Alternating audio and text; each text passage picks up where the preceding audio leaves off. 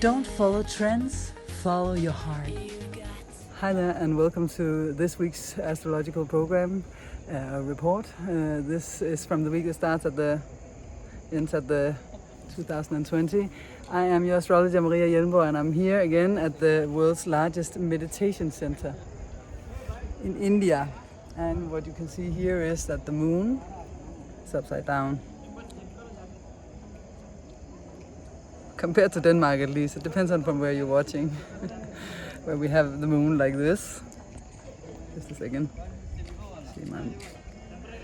Here it's like that. Or vice versa. I can't turn my hand that much. So welcome to this week's program. So I'm trying to encourage people to log out and log into your heart. Log out of the stress and log into the heart. If you can, every day. Otherwise, a couple of times a week at least. That's why I kept filming from here. So I go here every year to not erase and rewind, but to reach a point zero in the heart where I'm no longer driven so much by mental stuff or old patterns or whatever. And I'm filming from here all these times also to encourage you guys to meditate, because it's so important in this mental world to get into better contact with yourself. The two signs that we're going to take this week will be Mercury, so that would be Gemini and Virgo. We are again in KANHA, India, the world's largest heartfulness meditation center. Actually, the world's largest meditation center. And I've chosen that since we are in the sign of Pisces, which, among other things, is a sign that contains all the things a meditation center like this stands for: to connect with eternity through one's consciousness, seek answers in the silence, internal journeys we take on alone, as here in KANHA, though sitting side by side. This week's general and overall theme: if you are lucky, the planet of prosperity, kindness and love, Venus, can bring a sudden surprise for you this week during the week, especially for those born after dark, Hellenistic astrology, Taurus and Libra, or Taurus and Libra ascendants, but for all of us as well. The nature of the surprise can be economic, relational, changing one's appearance, or enjoyment and wellness. At the end of the week, towards the weekend and the weekend itself, it is important to be aware of the information you receive. Is true or not, Neptune, Pisces. There is a blur on things, so stick a finger in the ground before saying yes to things you are not entirely sure of already, or before you react. Consciously or unconsciously, people may think of selling the cat in the bag, or maybe just decorate a little richly on a story. This, of course, also applies to television news. Haven't had my own TV since '99, so I like to avoid it and search for knowledge on my own. But if you are the type who likes to follow this, then just pay extra attention to what you bring in. In relation to the theme of the week, or the month, in the sign of Pisces, we can see the features of the coronavirus via Neptune in Pisces. A virus that cannot be located, a poison, Neptune, in our system. And it is the last sign of the zodiac that deals with parallel realities, other dimensions, where we get messages through intuition and emotion more than mentally. Fine-tune yourself through quiet, subtle attention to pure being. Let yourself sink into water and feel yourself floating. Let it come to you. Ask for it. In relation to this week's potential opportunities for self-development, this will also be the last week of phase 2 of the theme or process you are in regards to a certain theme in your life, which got more attention from the beginning of February, shifted to phase 2 around the 16th of February, and by the beginning of next week, the final and third phase will begin. So this week is the last week of phase 2. This is my dog breathing. So we reached the bottom of the topic, and actually it's because he is double Mercury ruled, and he is so injured that he needs x-rays and probably an operation, and he cannot move. So this is really, he's looking forward to getting out of phase 3. So this week is the last week of phase 2. So we reached the bottom of the topics that we have researched within as without ourselves over the week, or outside ourselves over the week, depending on how it looks in your own personal horoscope. Hopefully we will have something that needed to find new ways, first on the 4th, where we suddenly get a completely different view of the matter, and then another turn as we reach Tuesday, Wednesday next week. We will see this topic in a new light.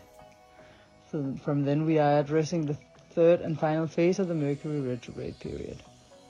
Try to look inward rather than pointing fingers. Those outside of you respond to usually reflect an imbalance in yourself. Use meditation or similar to look and feel more inward. And now try to ask for clarity and answers. The age of Aquarius that we have entered means that everything globally affects us all. So we are forced to experience oneness, unity consciousness with everything. i.e. the idea that when you help others, you help yourself. That no one comes first. We first reach the goal, then we reach it together. When we reach it together, of course. We first reach the goal, when we reach it together. Quite opposite to the old paradigm in many ways.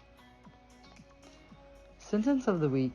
It's a tea message from the Yogi tea attachment. You know, the small little piece of paper at the end of the tea bag line. And it says, our purpose of life is to enjoy every moment. Our purpose of life is to enjoy every moment. And how can we do that?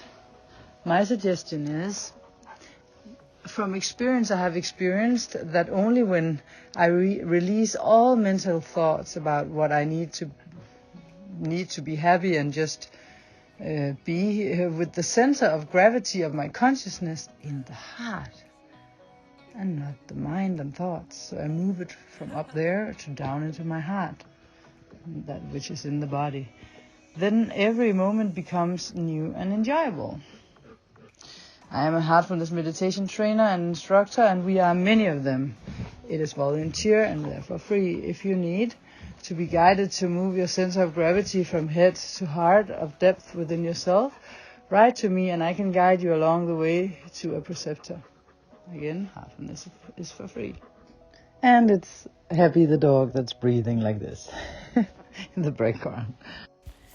For the nerds, the moon goes from Gemini to Virgo over the week for personal signs. And Venus leaves Aries and comes home in her own sign of Taurus Wednesday morning at 4 o'clock.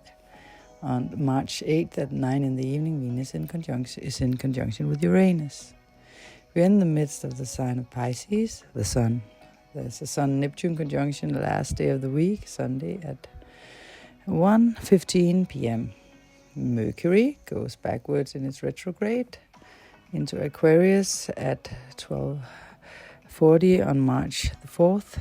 He is stationary at 28 degrees of Aquarius on Monday the 9th and is therefore extra powerful and will make his turn to move forward again on the 10th at 1 in the night to begin the 3rd and final phase of his retrograde this early next week. The week as a whole is the last week and at the bottom of the Mercury retrograde loop. Mars takes on the second decan of Capricorn. He reaches halfway through this decan, and next week he meets up with Jupiter here. Saturn almost reaches the last degree in Capricorn, 29 degrees, Sunday night. Gemini, there's a significant shift for you this week, probably around Wednesday. You are either forced to change course, get a message that changes your course, or decide to go in a different direction, according to the things I mentioned in the collective report on your ruler Mercury shift. But, as mentioned earlier in the report, is so that we will have another phase change, and we do not know yet the outcome of this shift. So if these shifts involve others, you might just have to inform them that just a little more is going on before you are completely sure. Lots of inspiration will come to you this weekend. However, they may turn out to be primarily from dreamland, not necessarily someone to be realized. Virgo, you will surely notice a shift in your focus and state of mind this week. It is probably about the more practical tasks. Perhaps also that the inner change makes you prioritize differently for the week. You just need to gather some more knowledge about a case or notice insight before you know which direction to set sail and head for. Maybe you're looking for knowledge on the web. Maybe you get more done during the week based on the things you found out through the technical matters. Basically, what I mean to say is there might be a shift of plans this week, according to what you think you're going to do at the beginning of the week. This angel saying, I'm gonna find my way back home. The secret is love, he said. You got to lift yourself up, try again. One day you will break through. What you long for will find you. Through all the hard times, I always seem to find the light in your eyes. We fall through. Don't follow trends, follow your heart.